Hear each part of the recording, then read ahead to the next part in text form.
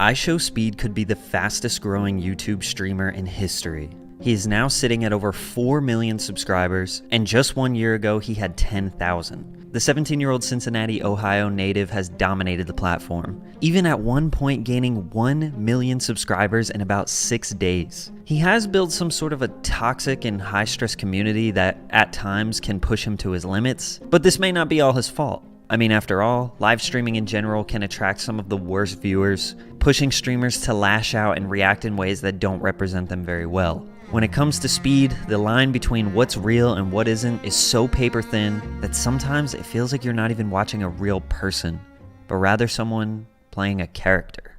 Speed started his YouTube channel in late 2017, uploading NBA 2K and Fortnite highlights. 1 year later, he began live streaming himself playing Fortnite, but didn't really stay too consistent with it. It wasn't until April of 2020 when he got fully committed to live streaming, with a face cam and interacting with about 5 viewers. His game of choice, NBA 2K20. I started the video by saying Speed is 17 years old, but his age has been a bit of a mystery for some time. When he first started streaming, a person asked him in his chat what his age was. Tell me all day. How old are you though? Damn near 16, bro. He was reluctant to give him a straight answer. It's fairly common for people on the internet to not want to give their age. It's also common for young kids to tell people that they are older than they really are. I know when I was 13 on Call of Duty Modern Warfare, I would brag about being 15, thinking that that was so cool. The only reason why this matters is because very often in 2021, Speed did e-dates with Aiden Ross and various influencers where he tells girls that he is 19, so he will have a better chance at scoring a date with them. Obviously misleading them because at the time he was actually 16. On the other hand, some people see this as harmless. It's more so just for entertainment, and nobody's taking it that seriously. Like when girls lie about the age, it's just like, yeah. Oh my gosh, she lied about her age, bro. All right, let me get off this app, bro. But in spring of 2020, 15-year-old iShowSpeed was laying down the groundwork for his streaming career. Double check and make sure you're subscribed. Why not hit the like button for me? And make sure you're drinking water. He stayed very consistent on NBA 2K20. He streamed every day and tried to get tapped into the community. He was lighthearted, funny, and happy. If he took an L, he would get a little stressed, maybe have a little freak out, but nothing more than a typical gamer. He was able to play with a bigger streamer, and he played really well. Got the shout out from him. For my son, iShowSpeed, the first son that I have played with and shot nothing but green. This got him a couple more viewers, maybe around 10 or so on average. Unfortunately, NBA 2K kind of breeds toxicity, kind of like Call of Duty Modern Warfare lobbies. You can walk around a public gym and challenge random people to pick up games. Usually the loser will just end up screaming into the mic all kinds of heinous things that are totally unnecessary. I mean, games are competitive, and trash talk is inevitable, but this game for some reason brings out the worst in people. Even in the early days, we can see it getting the best of Speed.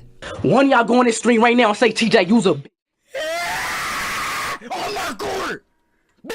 He spent the summer of 2020 grinding the game and trying to build up his viewership. He was averaging around 20 viewers and would eventually amass 1,000 subscribers, still keeping that positive energy, interacting with his chat, and getting to know them. He would only get toxic when other people from the community would come into his stream and try to mess with him. They would call him names and challenge him to games that he didn't want to play. Around this time, he came up with a winning strategy for growth on YouTube. He would do a 2-hour live stream, then post a 6 to 10 minute clip of the stream as a YouTube video with a better title, only posting the ones labeled funny reaction, because those got the best views. They were basically just the buildup of him freaking out, and what caused the freak out. This was a great growth strategy for him, and he stayed consistent with this throughout summer of 2020. The Rage highlight videos were becoming a staple part of his brand and was slowly becoming the thing that people wanted to see the most from him. He streamed and uploaded every single day for months without fail. In October 2020, he got banned from streaming because YouTube thought he was 12. And you need to be 13 to stream. So basically, I can't stream no more, y'all, for a little minute, y'all, because of that last live stream, y'all. So I would not be streaming no more. This would be the first of many, many videos where he tells his chat that he can't stream anymore. The ban would only last 1 day, and he would be back the next day because YouTube was obviously in the wrong. NBA 2K21 came out, and the community hated it. Aiden Ross was a big part of the game's top players leaving and moving on to different things. There was still a demand out there for 2K21 content, Plus, Speed would play as a unique position, a post scorer. Most content creators didn't play as this position. He figured out a way to be different, and that's what got him attention. At the turn of the year, things started to change a little bit. He was still a bright, positive, happy-go-lucky guy, but his rage moments were getting more and more apparent. Now he even had a person consistently commenting on his videos, time-stamping when he would have a freak out, which was making the audience just skip to those moments instead of watching him play normally. Another ban.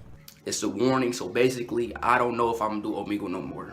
This video got him the most views that he ever got thus far, and again, he was back the next day. You'll notice this become a trend. For the first half of 2021, Speed just kept on being consistent with streaming. He experimented with horror games and Fortnite, but 2K was still his go-to. One thing that started happening that still does to this day is Speed being a victim of DDoS attacks. Basically, hackers who get his IP address, either by knowing where he lives in real life, or maybe he somehow leaked that information, they have the ability to overload his internet so his stream lags super hard, making him unable to stream. Every single time this would happen, Speed would run to make his broken heart videos of him very upset. How do I change my IP? I cannot stream. Whoever is booting me, please stop. Hit me up on Twitter, IG. We can figure something. If it isn't obvious why I call them broken heart videos, because he puts a little emoji in there every time, he would beg these people to stop. It seems like at this time he couldn't really handle the trolling. Rushing to post these broken heart videos are obviously going to fuel even more attacks. It makes him feel like they won. Or his responses were for comedic purposes, and he knows he's going to get attention, growing his fan base and following. But the broken heart videos aren't just to address hackers. He would also address his trolls. For example, he posted a video proving to his chat that he takes showers. Hours, as I can see right here, I'm showing y'all proof right now. I take shower. I don't want to hear no more hate comments about me taking a shower no more. And this other one where he says his real name. It's my name. My real name is Jawan. It's not Frank. Y'all know what's my name? Jawan. Which I don't think is his real name. This video has 5 million views, and all the comments are about his fan base being toxic and that he deserves better. But some people just feel very confused by this. Live streaming can get out of hand with trolls. But if someone gets pushed to crying just for people wanting to know their real name, or they feel the need to prove that they actually take showers, leads some people to believe that you may not be fit for this career. Or again, Speed is trolling everyone back, but he gets sympathy from his chat because he's very good at making this seem real. The video blows up and gets likes, views, and subs, then he goes back to streaming the next day with tons of new viewership, never addresses the situation that happened the day before, and then the cycle repeats again a couple weeks later. It's a very strange middle ground where people can't tell if he's actually upset by these things or if he's on some 600 IQ marketing strategy. So now let me ask you what you think. Look how mad he gets at this comment. You probably think that salad dressing is spicy, bro. What are you talking about? Bro, like, what is you, bro? You talking about salad dressing? What are you talking about? Obviously, this is a harmless troll comment. But do you think he's genuinely mad about this? Or do you think he just uses it as an excuse to rage and freak out because it hypes up the chat and might be a viral clip later on? Chances are you think it's fake as well. But sometimes these things were going too far. Like the jacket video. My cousin gave me this jacket, y'all. I swear to God, now I just broke this shit, bro. So what caused this was him losing the game, crying, physically harming himself, then ripping his jacket. And basically for this entire game, and really this whole stream, his chat was saying rude things to him, so losing the game was actually just the final straw. But this reaction to me doesn't look very fake. Stop donating! Stop donating! I don't even want it! I don't want it! I don't want it! Oh, I'm done. Oh God, I'm out of this bitch. On my mama. Now, it's not like Speed is 100% innocent and his chat attacks him for no reason. I made basically a whole video about this, but real quick, let me just say that oftentimes the chat copies the behavior of the streamer. You attract the type of people that you act like. So judging off his Omegle streams alone... Damn, you killed as fuck. Thank you, thank you. Hey, if you can rate me 1 through 10, what would you rate me? Be completely honest. A 7.5. Really? After I called you cute as fuck? I lied. Nah, shut the fuck up. I lied to you when you gonna give me a 7.5? There are specific people that want to watch this content, generally toxic people. Even if he's joking and he's just playing around or whatever, he's got a little edgy sense of humor, that's fine. But you're still gonna attract people who just genuinely want to see you bully people and be toxic all the time. So if you just want to have a normal stream, but the chat wants you to be toxic, they are going to take it out on you. Basically, his live streams from here on out would be him playing a game, chat torments him and says a bunch of annoying stuff, and then he handles it well. But about 20 minutes in, he'll have a rage moment. Then slowly rage more and more until he loses a game and ends the stream. Some days he handles the chat better than others, but every stream is filled with people trying to get him to freak out. I haven't really talked that much about his chat, but as it multiplied by the thousands, it got super toxic. Like, the things they would say to him, whether it was just in the chat or through donations, is bad, terrible. So bad, I don't even feel comfortable putting clips of them in this video. And obviously, he can't control what they say. People will figure out a way to say terrible things no matter what.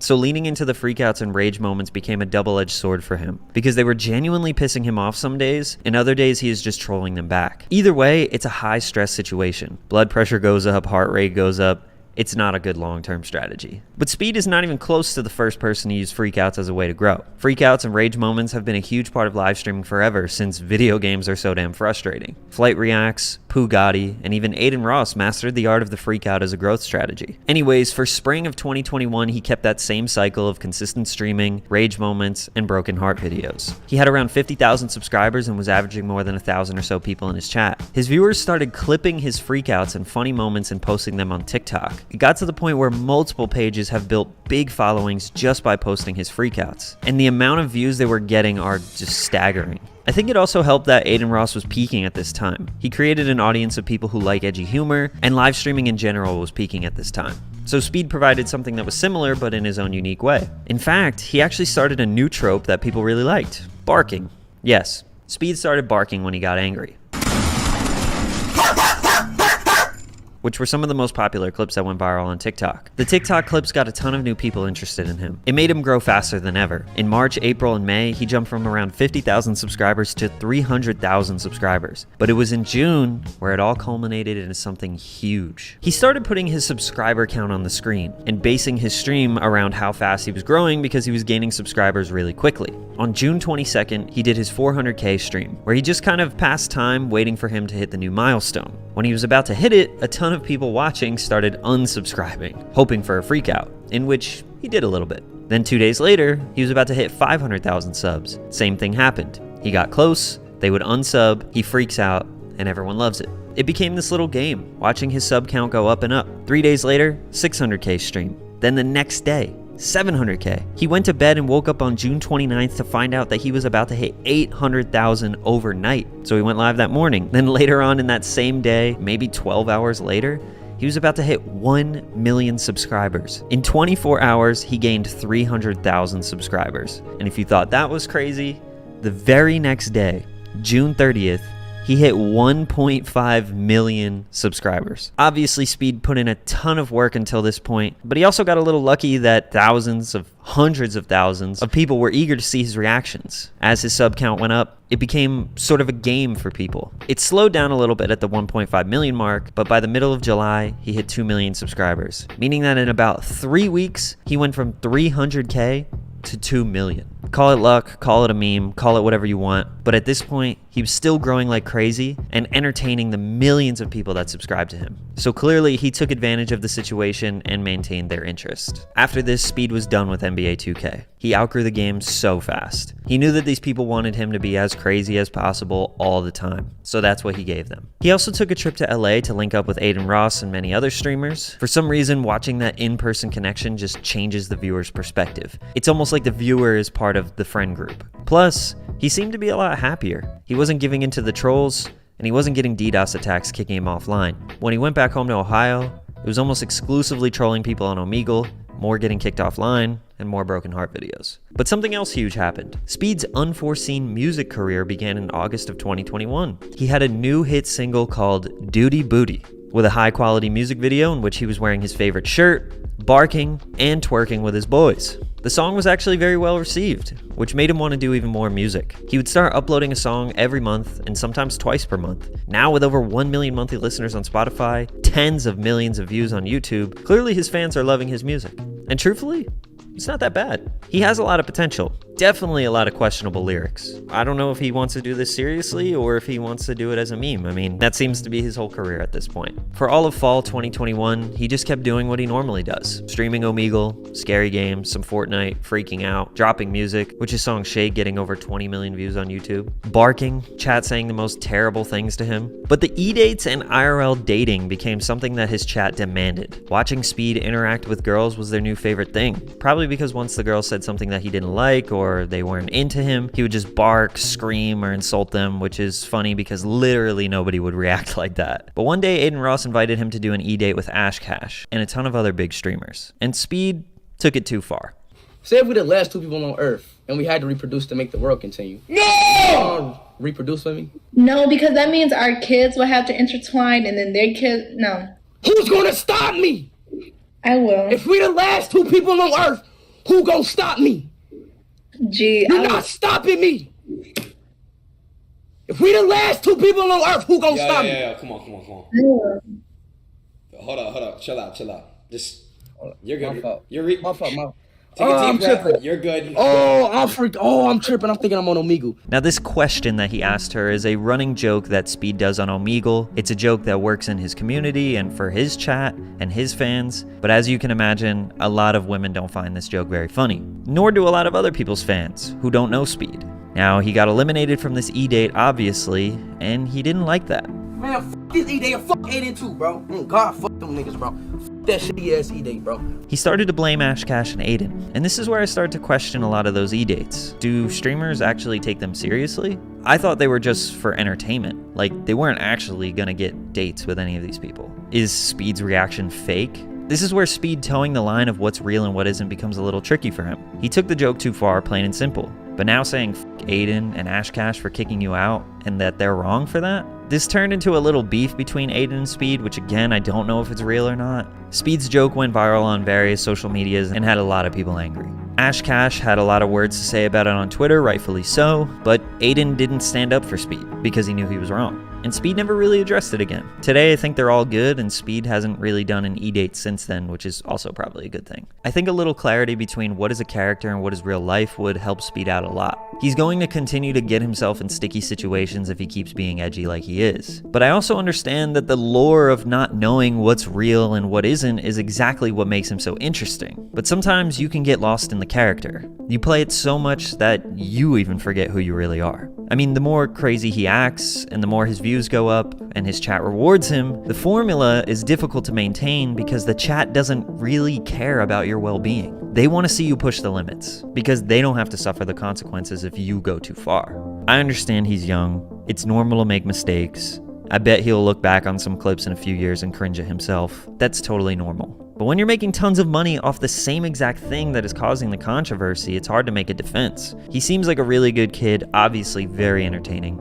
and not bad music either. I would hate to see him get lost in this character that he built, but I wish the best for him. And I most definitely can't knock the hustle, because 4 million subs in 1 year is insane. But maintaining that high stress, chaotic, and angry character just doesn't really seem like it can last that long. I mean, look at Roy Purdy, who built a brand of being positive, happy-go-lucky, dancing, smiling, wearing bright colors, millions of people around the world loving him for his positive energy, and even he had a tough time maintaining that. But if you want to hear more about that story, check out this video right here. Drink water, subscribe, and I'll see you soon.